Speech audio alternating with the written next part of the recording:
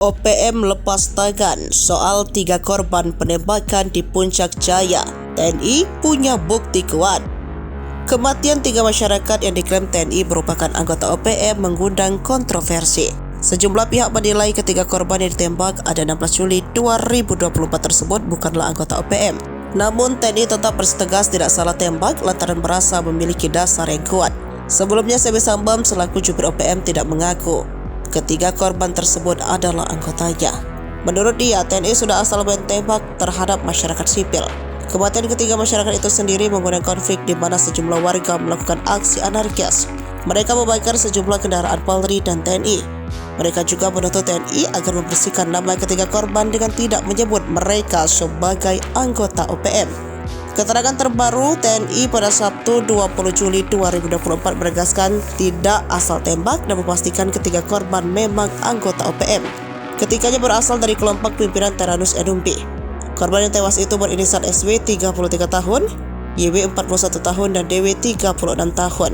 Sementara Teranus Enumbi melarikan diri.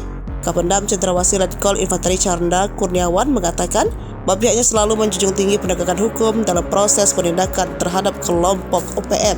Menurut dia, penembakan terhadap kelompok kriminal bersenjata itu berdasarkan informasi dan bukti-bukti yang dimiliki. Dalam proses penindakan OPM telah berdasarkan informasi, keterangan data, dan bukti-bukti, katanya Sabtu 20 Juli 2024. Insiden penembakan itu bermula saat Satgas mendeteksi adanya keberadaan OPM yang sedang memasuki permukiman. Salah satu orang yang dideteksi ialah Teranus Enumbi, buron tindak pidana penyerangan aparat keamanan pada 2018. Gerombolan OPM melakukan perlawanan dengan mengeluarkan tembakan ke arah prajurit TNI. Insiden baku tembak ini terjadi ketika militer Indonesia berupaya menangkap kelompok OPM di suatu warung. TNI juga menyebut telah menyita sepucuk pistol rakitan yang dibawa oleh anggota OPM itu, beserta bendera bintang kejora.